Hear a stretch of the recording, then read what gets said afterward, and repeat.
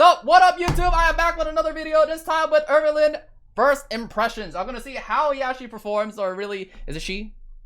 No, it's a he. It's a he, okay chat? Don't worry. He might have that nice, like, we'll see it once we start this. We just click it, okay? We just go. Okay, go.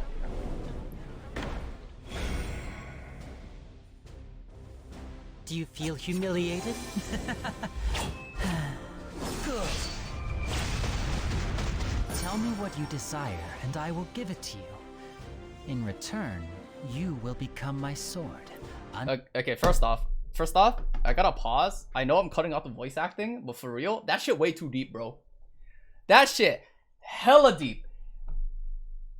What the fuck? This literally looks like a fucking... He's like a little boy. It's a he, and I'll say it again. I know that this might look like a she because the blushes and all that other good stuff, and you know, the purple pupils, and you know, the purple eyes and all that stuff. But that boy's hella deep. It's like, baby, I love you, baby. Stay away from my baby! But mother, I love him. this character hit puberty a lot faster than I did. Oh god. Jesus. Unquestioning and unyielding.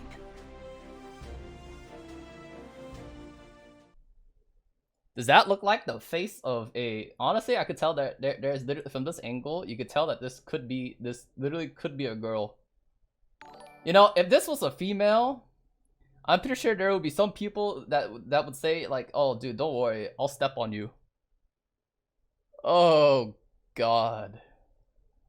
Hey, listen. If you guys enjoy that kind of fetish, you, because I do. I mean, what? Not get stepped on by a trap though. You feel me? Moving on. Okay. Now we get to actually see this. So they first introduce him as an Earth thief with the Scorpio. I forgot it again. Zodiac. There you go. Scorpio Zodiac. Looking pretty good. Looking at the stats, looking kind of spiffy with 1200 attack to boot with 6200 HP too. Pretty fat, pretty high attack, pretty high health. Decent speed for a thief at 113 and pretty low defense, which is for any other thieves. He has a high base crit chance of 23%. Not too bad. Easy to get as a damage dealer. Literally, that's all it says to be. It looks like this stats is similar to that of Biken, I believe, perhaps. I'm not exactly quite sure. Someone could correct me if I'm wrong. But, hey, with these kind of stats, pretty sure he might be a damage dealer. Maybe not. He also have imprint release of HP percent for his entire team. But fuck that. Go for the concentration. I see crit chance, you go crit chance. That's what you always go for. Screw the rest. You don't need the rest, okay? Crit chance is the way. Crit chance makes your life a little bit easy so that you don't have to worry about anything because you can't roll crit chance on your gear anyway. So, not too bad for stats. I like how it looks. Let's see his kit. 보호막은 자신의 공격력에 비례해 Feel 증가합니다. humiliated? 소울 20개를 사용하면 왕 계승의 강화 효과를 1턴 연장하고 추가 턴이 발생합니다. Yo, that shit got deleted. Yo, that rule got deleted. Whoa. Oh man. Alright, let's go back to this S3 and just read it what it does first. It's S3. Heir to the throne. Requires 3 souls and has a 5-turn cooldown. 4-turn if you actually molo it. Ooh, okay. Attack the enemy with a sword, adopting a counter-attacking stance. Hey, I think this might be the first 5-star that we actually have a counter-attack besides like a couple other characters, maybe? I think he's actually the first one. Maybe. Perhaps.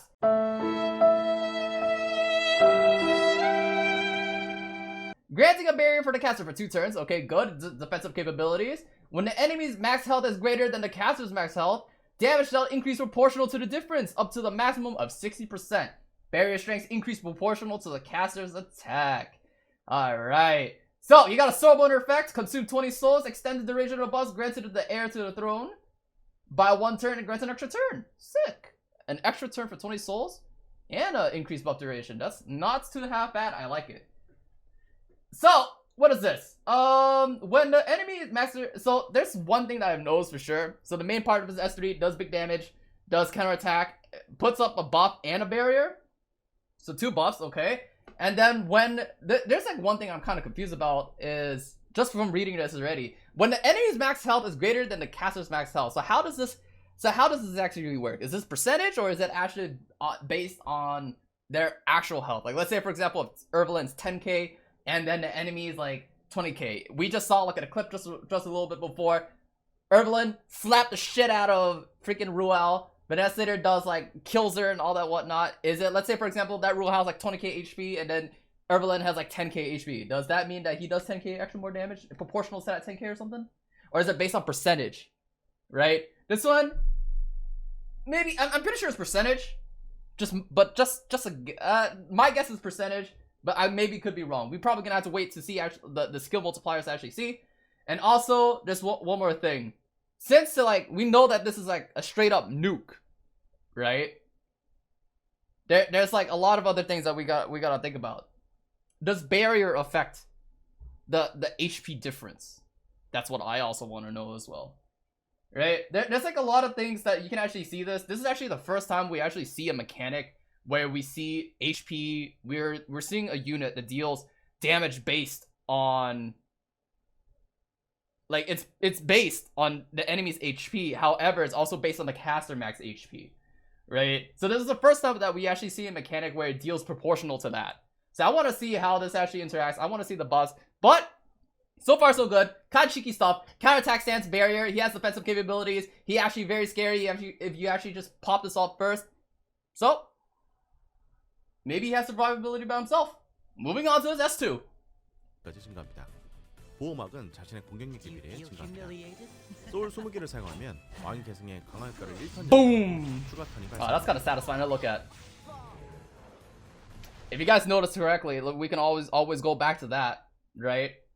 When Ervalen used his S3, 사용하면 왕 계승의 강화 효과를 1턴 연장합니다. there was an Aureus on the FCC. That was a lot of damage. 22.8k, I believe. And on an Aureus on the FCC. Ooh. See, even Riolet doesn't exactly do this much damage. And, oh, dude, look how chunky that barrier is. Yes, he does. Well, you say that yes, he does, in a sense. But then you also gotta realize, like, most of the time when I look at my Riolet, my very own Riolet, he has like 3.9k. So like, let's put my Riolet to, like, into perspective, which I don't really have a screenshot for him as of right now. But necessarily, he has like a 3.9 attack with like 270 crit damage. This one literally has attack buff, but it already blows this thing up.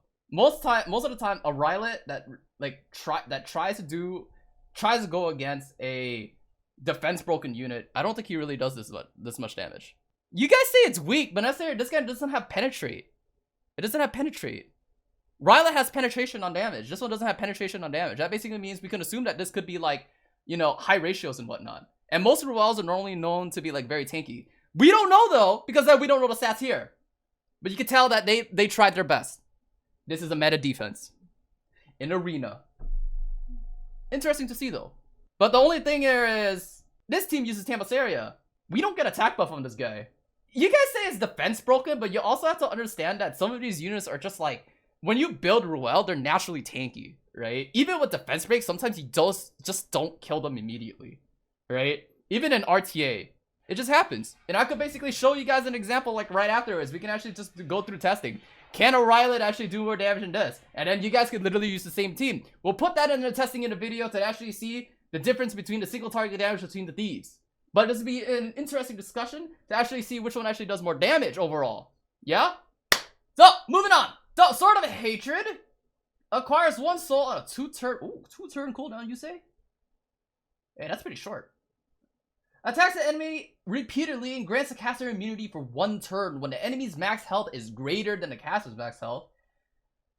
Combat awareness of the caster increase proportional to the difference up to a maximum of 30%. So this basically helps him cycle, also giving him immunity. So that basically means that maybe Ervalen can actually do his S2 into his S3. But that doesn't mean that he can actually cycle immediately. Now, this is actually one of those things where it's like a flex kind of thing, right? Ervalen has like 2 choices, right?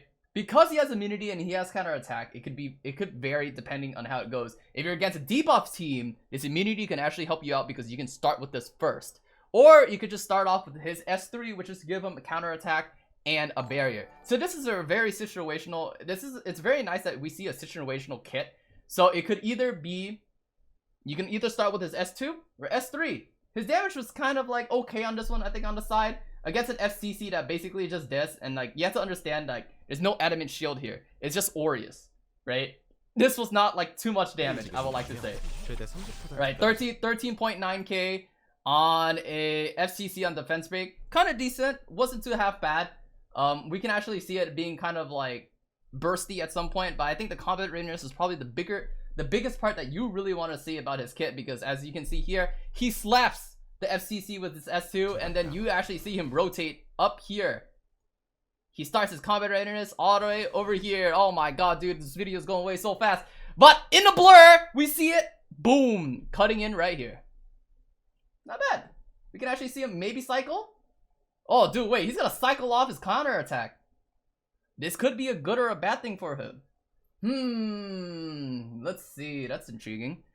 1스킬 복수입니다. And then it's S1 Vengeance. Rapidly attacks the enemy with a 50% chance to decrease defense for 2 turns. I say 50% because then when you mola his S1, he gets another 15% right here. Defense break on a counter attack. Wait a minute. Hey, that's kind of Monka W. Hey, this can be kind of crazy. He gets counterattack, he defense break, fucking. It's literally just that, dude. It's just clap. You don't want to be defense broken. This can be very scary. Defense break is one of those strong debuffs to have. This might be very scary, especially when he has a counterattack buff. Ooh. Uh-oh. We can actually see him actually being used for other setup. Interesting. Single target nuke with his S3. He can rotate his S2. He gets counterattack, so his S1 is actually pretty good. That's actually not a bad kit. But really, we want to see his actual applications. We want to see if he actually does a lot of damage and whatnot. Or does he actually keep up on par with the Ruels and FCCs as of today? Right? So, we're going to have to put that in comparison with the other Thief nuke, Riolet, that's currently already existing. So, moving on, we're gonna see his artifacts. We're gonna go just skip ahead, just move straight onto his artifact. I'm just gonna get straight to it. Double-edged Decrescent. I'm assuming that's how you pronounce it. So I hope, I actually hope I didn't chop up my English. Right?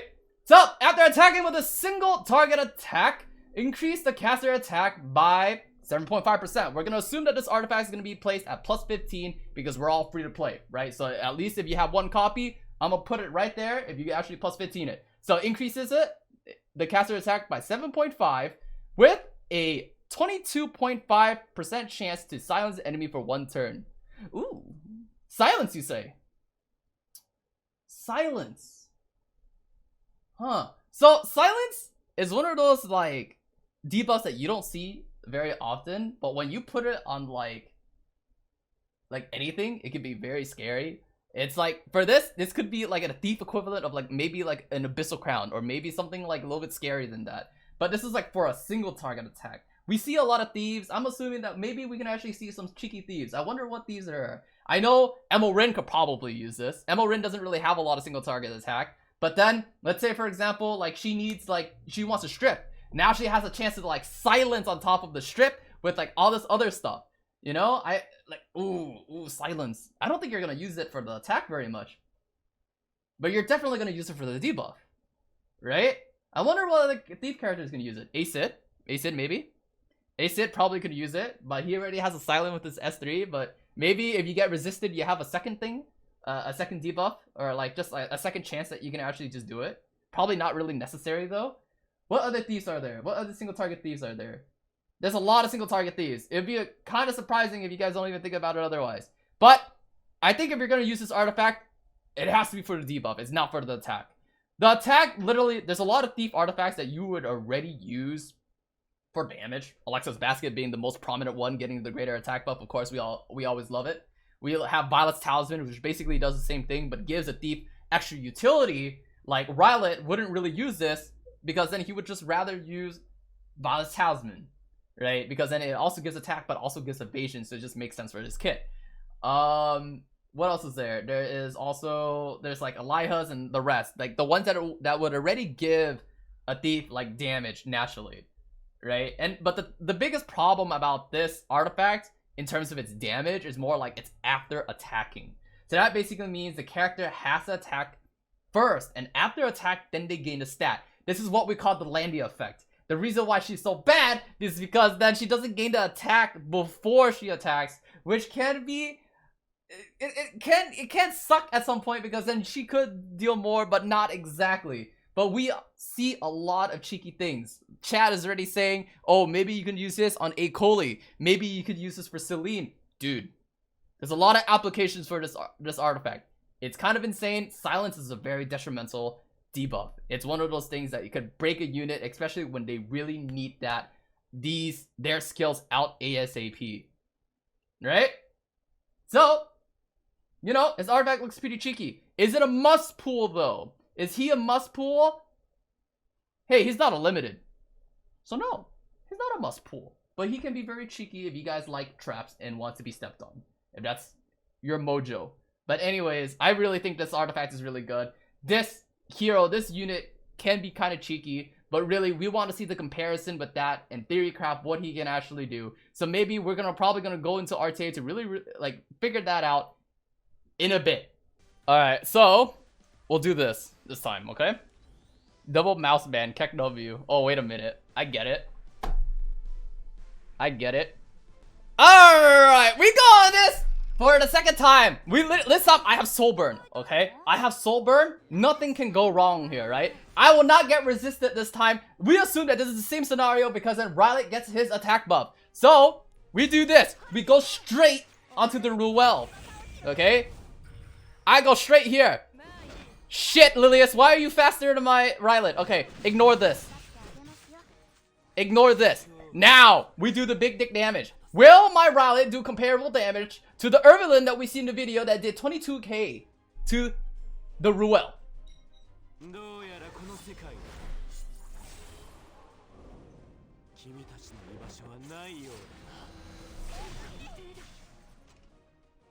$18.7. This is a speed Riolet. We can also assume, like, okay, that was good enough, right? Riolet better? We don't know. We don't know. That's the fucking problem, right? Now the question is, the thing is, when you're gonna build Ervalen, right? In this video, they use it with Tamasaria, but the problem with his entire kit is that it's very dependent on the fact that he needs to go first. If he doesn't go first, he doesn't get his buffs. If he doesn't get his buffs, then he's just sitting there and he's dead. He's a second Landy. He's a second Earth unit that's basically a Landy that basically sits there and does nothing. Right? So, you gotta build him very fast. Yeah? So, there's two problems that I see in this kit already. Number one, it's buff reliant. Number two, he got no attack buff. This ain't no Riolet, bro. This ain't no Riolet. If he doesn't set his S3, he dead, right? But we do see here in this video that he actually does big dick damage. Okay? 소울 20개를 사용하면 왕인 계승의 강화 효과를 1턴 연장하고 추가 턴이 발생합니다. 22.8k. I think my Riolet probably did like, my hot guess, probably 22k as well. But we gotta subtract that because of Aureus. Yeah? Riolet had attack buff. This man got attack buff. But this man uses Tamasaria. I have a feeling like he probably doesn't do enough. But then minus an attack shoe, he probably still does enough regardless.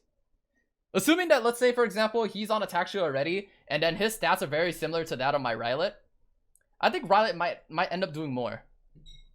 Right? We don't see Ruel's HP in this. And I think that's like the only freaking problem we don't actually know. But to me, I think he's like a budget Riolet. It's exactly what CDG said. My viewer said he looks like a budget Riolet. This is my Riolet, as you guys can see here. This is what we're gonna be comparing his stats to. So Do I think Ervalen is comparable to that of a single target nuke like Riolet? If you can set him up and give him all that nice attack buff and all this nice stuff, maybe, perhaps. You're probably gonna put the same stuff like your Riolet. If you had a Riolet, it would also be on this. The only problem is, like, at least, you know, the other one might be able to do something because, you know, this one relies on evasion, but the other one might probably do the same thing. They might they might end up dying anyways because they're just thieves. They're just squishies. It's an interesting one. I'd say I'm pretty sure they're pretty. This is like I'm pretty sure Ervalen is, like, definitely a budget version of Riolet. Just minus the evasion. Just the damage is probably just enough. Right? But is he a must pull? If you guys got the Molas, I would say so. But the biggest problem whenever they release damage dealers is it's always like this. You're not going to have enough Molas in order to plus 15 him.